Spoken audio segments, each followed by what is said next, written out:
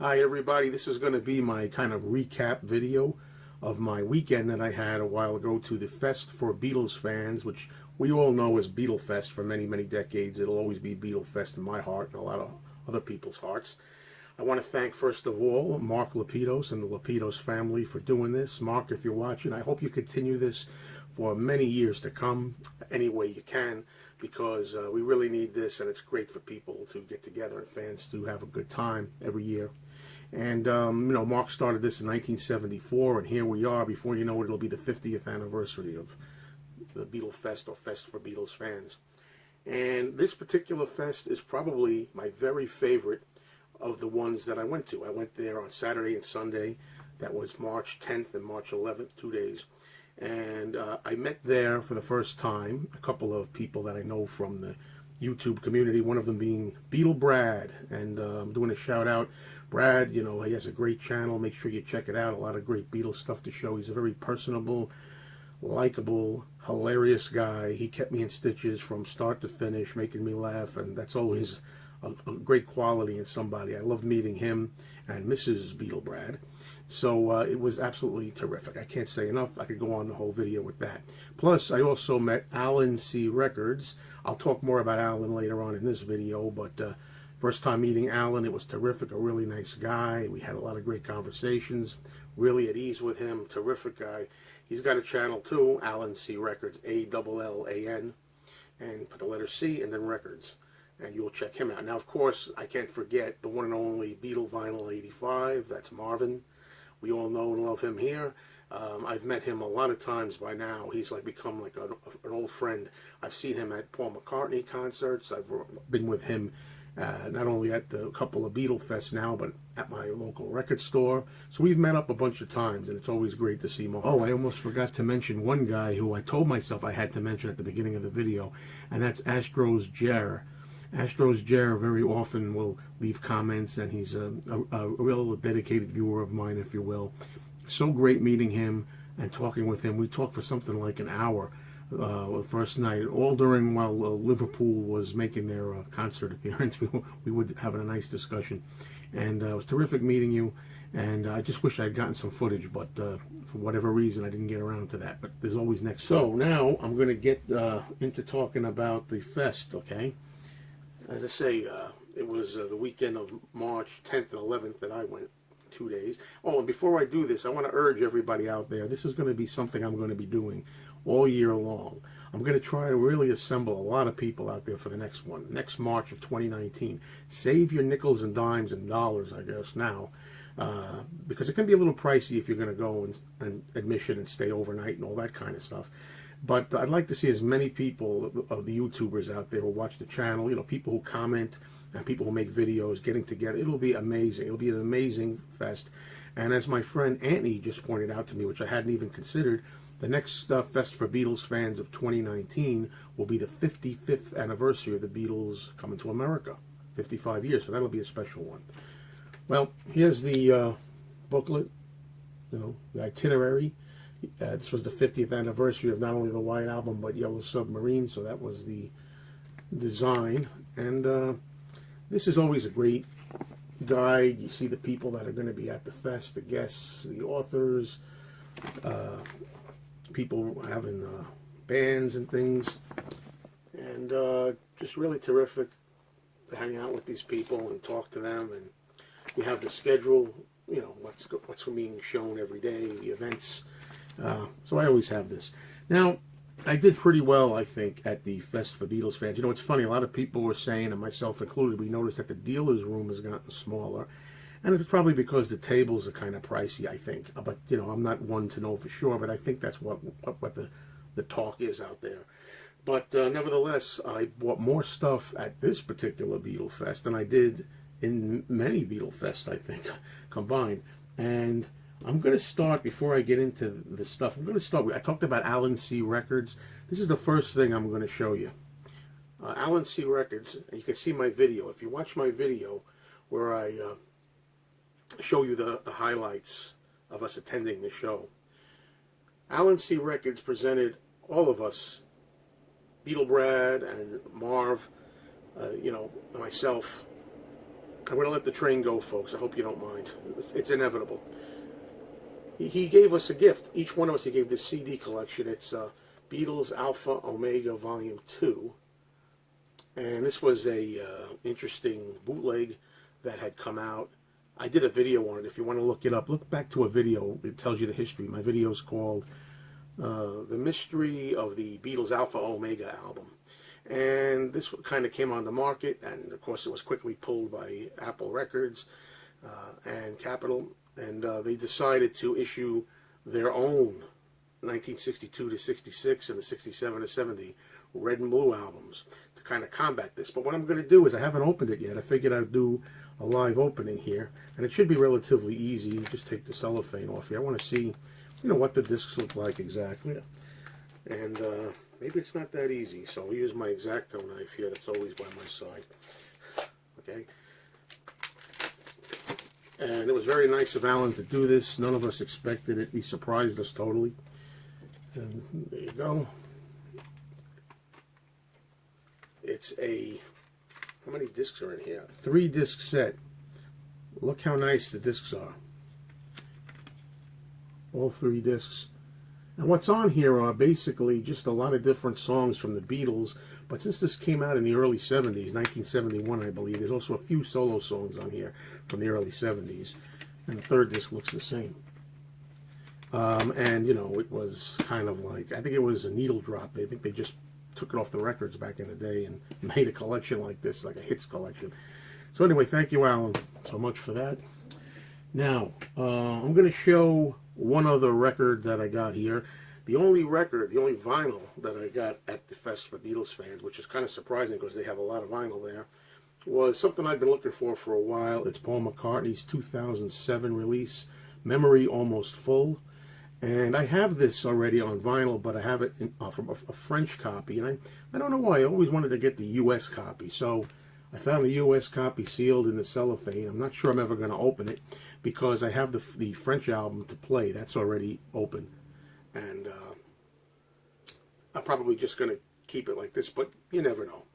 So that was the only vinyl item that I got at the Fest, which is kind of amazing. Now I'm going to show you, before I get to some memorabilia, I'm going to show you some clips here that I took of some things that I bought, all right? So let's get to that. Okay, this is a Rock and Roll Music 1976 album banner advertising the album. I got this for a pretty good price. There's one particular dealer that really has good stuff. Not really minty condition, but very, very, very, very cheap and affordable. And from the same dealer, I got this. It's a George Harrison 1976 promotional poster for $33 1/3, his album.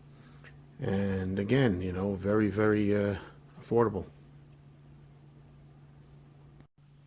Okay, and from the same dealer, here's a poster advertising the George Harrison album from 1979, self-titled, that I picked up. Now, I want to say one thing with this particular guy. What's amazing about this dealer is, like I say, his posters are not really mint condition. I have this behind plastic, see here, on a backing board, so you can't really see the quality. I'm not taking it out of the plastic just yet. But there may be some pinholes and things like that in the corner, but I managed to get this for somewhere like, you know, $20. His prices are $15, $20. He'll work with you. Whereas there's another dealer, and he has posters like this that are mint condition, brand new, look like they were just made yesterday, but the difference is his posters, he wanted $200 each for them. So you got to make a choice. You're going to get a really mint poster for $200, or you're going to take one that's slightly worn for $15, $20, $25. I mean, to me, it's a no-brainer. Okay, here we have yet another advertisement poster. This is Ringo Starr 1981's Stop and Smell the Roses. As if I didn't have enough Ringo Stop and Smell the Roses promotional items. Here's another. And again, the same dealer, and you know, really cheap, affordable price, and nothing wrong with that. This year I went to the Beatles auction and I bought 2 items that were auctioned off. Now this was one of them. As you can see, it's got the box John Lennon and Yoko Ono display. What this is a display for the 1984 Milk and Honey album. That's a full-size floor stand-up display. Where I'm going to put it, I don't know. But I want to show you the contents of this and tell you why I'm a little suspicious about it. Okay, I've taken out some of the pieces to this, and I'm going to show you exactly what I'm talking about here, why I'm a little suspicious. Now, I've been looking for display items here for a while on eBay over the last few years, and I've often seen this coming up on eBay. It's the floor standee to this model, and the person on eBay couldn't seem to get rid of this. He kept saying he didn't know if it was complete or not. Some of the pieces may be missing. And when I actually bid on this at the auction at the Beatlefest, I didn't really take the time to take the contents out of the box. So I wasn't really 100% sure if this was the same one that was being offered on eBay for all these years. I got a feeling that maybe this guy couldn't sell it on eBay, so maybe it's the same one just thrown here at the Beatlefest to try to unload it. So I really don't know if I got gypped with this or not. It does come here with instructions, there's instructions on how to put this thing together, Milk and Honey assembly. And as you can see, the finished product is supposed to look like that, where you have the standee and it has albums and cassettes placed in a tray. I don't know where I'd put this thing, but I have other pieces here in the box that I didn't pull out. These are the only pieces that have interest with, writing or photos or words or whatever. But I don't know. I'm of the opinion that I might have gotten rooked with this, but I'll try to put this together one day. Okay, and another item that I got through the auction was when I bid and won this here, Wings Back to the Egg. It's a countertop display for the stores from 1979, and it's in 3D, which is really cool. I love this album, and you can see the 3D features when I turn the camera on an angle here. How it kind of comes out forward like that. Very nice. This is one of my favorite items that I got on the Beatlefest weekend. Okay, and in the clip, I was talking about another person who's a dealer, and I promised him that I was going to give him a little attention here, so I'm going to do that. I got this from him. Now, this is a beautiful, mint condition Beatles rock and roll music ad. You like this, Mark P? Mark P, are you watching this? Look familiar? I love this. It's like it's brand new from 1976, but it's got, shrink wrap on here, and it's on a backing board. How terrific is that? Now, as I said before, this is the guy that I got to say, he's got quality stuff. All his stuff is A1 mint. The only thing about him is you're going to pay for it. You're going to pay for the quality. Now, I promised that I would do him a little bit of publicity when I saw him at the show. His name is Joe, and if you want to go on eBay, he has the name of his title of his company is Hit Sound, HITSOUND, Hit Sound USA. So Joe, it's always fun meeting him. Joe at the fest is a very, very, very, very, very, very nice, upbeat, kind of funny guy. But I always feel sorry because his stuff is so high priced that I can't afford to buy it. And I always feel like I want to get something from him. I've bought a few things here and there, but I tell you, if you want to see some of the stuff this guy got, go check out Beatle Brad's video. Beatle Brad did a video of the Beatlefest of items in the dealer's room. Check out the dealer's room, and you'll see him. He's a guy, he's waving like this. He's all excited. You'll see. Look in the background behind the guy, Joe, and you'll see all these posters that he has back there like this, minty. Mostly if you're into like that kind of advertisement display stuff, they're great. The only thing is his posters, you're gonna pay through the nose. $200 each, some of them. This one is not $200. No. This one, it was, I'll be honest with you, it was like $59. Okay, I'll be honest with you, because it's a smaller size. The bigger size posters are, I can't buy those. So like I say, there's the plug that I promised I would give him. And one thing about Joe too is it's funny. He came down one night into the hotel lobby, and we had ordered pizza, all of us, you know, Beatle Brad, Marvin, my girlfriend, and, you know, Beatle Brad's wife. And we were down there eating our pizza, and this guy comes over, Joe, and he said, hey, how you doing? And he wanted he took 2 slices of pizza. We gave him the 2 slices of pizza, you know. But Beatle Brad and I joked around. You want a slice of pizza? $75, you know. Of course, he didn't pay anything, but he's always a good guy. I just wish I could buy more. If you're a doctor or a lawyer or an auto mechanic, please make sure you hit up Joe and buy some of his stuff. All right. Okay, so as you can see so far, a lot of what I'm buying is memorabilia. I'm very big on the memorabilia now. I don't know. I mean, I'm kind of like still buying records, but I'm kind of big on artifacts and collectibles. Now, here's something I've wanted for a while. I finally got one this weekend. It's the Beatles binder, I guess the school binder, right? And, you know, it says NEMS Enterprises on there, so you know that it's legit. I wonder, you know, there's all this talk that so much of this stuff from the 1960s, this vintage stuff, is being redone. 3-ring binder here. 3 rings. And that's being duplicated or faked. You know, I hate that when you don't really know what it is you're getting, you know. Okay, next thing I want to show you is Paul McCartney bubble bath dispenser. You put your bubble bath in there, right? Beatle Paul. And this is in pretty good shape. I mean, I don't need all of this mint in the box. I mean, if I can get it mint in the box, great. But if I can pay like double digits for something like this, instead of paying triple digits, you know, in the extreme, or, you know, quadruple digits, you know, for something in the box, I'll take it like this. I'm going to unscrew Paul's head here. You know, it comes off like that. Woo, the Exorcist we got going here.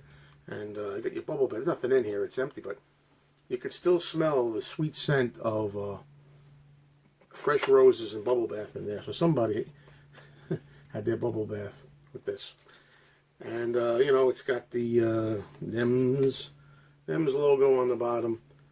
And 1965 Colgate Palmolive Company. Okay, bought this. This is not the best condition. You know, I'm not going to spend a lot of money. I'm just not. You know, as long as I can get something, and I can say I'm a double digits kind of guy. If I can get it in double digits, you know, instead of triple digits, fine. I don't care. I'm all about the collectibles now, because I want to have stuff just around to display that I can see it and enjoy it. And the guy was telling me, oh, well, this is rare. It's got the 2 tags on it. I don't know.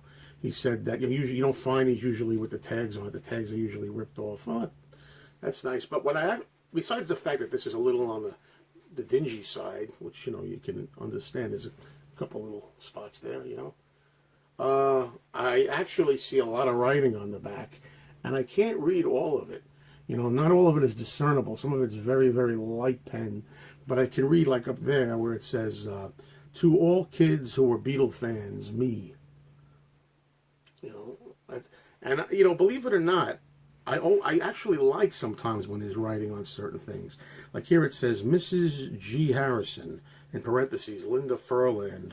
So if Linda Furland is out there, I got your pillow. Mrs. George Harrison, parentheses, Linda Furland.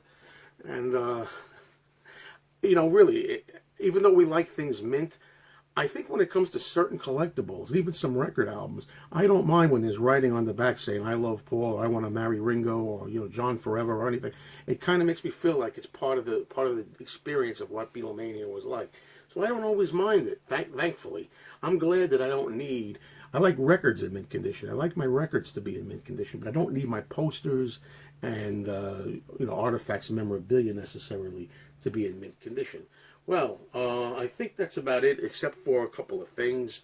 I won a couple of things. When you play the trivia contests or name that tune contest, you get a prize. Even if you didn't win, you still can get a prize. They gave me this hat, which I probably won't be wearing. The Beatles Love, Cirque du Soleil. You know, I mean, I'm glad to have it, but I'm not big on the love thing. And I also got this T-shirt, which I think will probably maybe fit my one of my arms, maybe my right arm. That's about it. And they gave me these two things for participating in the contest. So anyway, thank you everybody. That's it. And I really hope I showed everything. After it's over, it's like, oh, I forgot to show this, but I think I'm good. Anyway, I hope to see a lot of you there at the Beatlefest next year. They have one in Chicago every August. I'm not going there, so you can go to Chicago, though I wouldn't be there. And I'm really hoping people will go to the New Jersey Fest 2019.